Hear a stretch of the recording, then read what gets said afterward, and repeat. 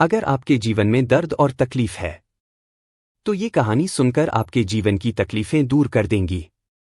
बहुत समय पहले की बात है, एक नया मूर्तिकार अभी अभी मूर्ति बनाना सीखा ही था। वह एक दिन जंगल के रास्ते से जा रहा था, तभी उसे जंगल में एक बड़ा सा पत्थर दिखा। वो आदमी उस पत्थर को देखता है और सोचता है, क्यों न मैं इस पत्थर से भगवान की एक मूर्ति बनाऊं।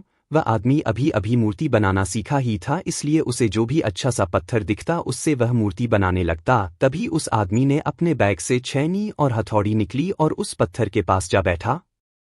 उसने जैसे ही छैनी और हथौड़ी से उस पत्थर पर वार किया, वह पत्थर जोर से चिल लाने लगा। मुझे बहुत दर्द हो रहा है। यह सुनकर वह हैरान हो गया। उसने उस छैनी हथौड़ी से वार किया, फिर से उस पत्थर से आवाज आई, मुझे दर्द हो रहा है। उस आदमी में अपना सामान उठाकर वह से चला गया और उस पत्थर को वहीं छोड़ दिया। थोड़ी दूर आगे चलते ही उसे फिर से एक पत्थर दिखाई दिया। उसने उस पत्थर से मूर्ति बनाने का सोचा। वह आदमी अपना सामान निकालकर उस पत्थर पर वार करने लगा।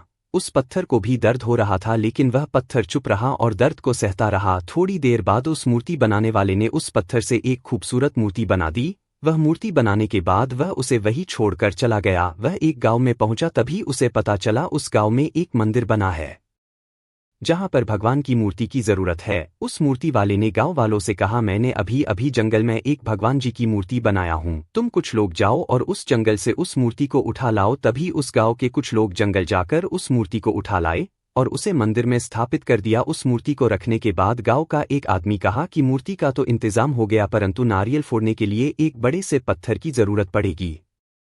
तभी उस मूर्ति बनाने वाले ने कहा, तुमने जंगल से जहां से मूर्ति लाई है उसी रास्ते पर थोड़ा और जाओगे, वह तुम्हें एक पत्थर और मिल जाएगा। गांव के लोगों ने उस पत्थर को उठा लाया और मंदिर में नारियल फोड़ने के लिए रख दिया। एक दिन मूर्ति और पत्थर आपस में बात कर रहे थे। पत्थर ने मूर्ति से कहा, तू कितना खुश है, तुम्हारी तो लोग पूजा करते हैं और मुझ पर लोग नारियल फोड़ते हैं। मुझे नारियल की वजह से बहुत दर्द होता है। तभी उस मूर्ति ने बोला, अगर तूने उस दिन मूर्ति बनाने का वार सहन कर लेते तो आज मेरी जगह तुम होते और तेरी जगह मैं, परंतु तूने उस दिन वार सहन नहीं किया, इसलिए आज तुझ पर लोग नारियल फोड़ते हैं और मेरी पूजा करते हैं।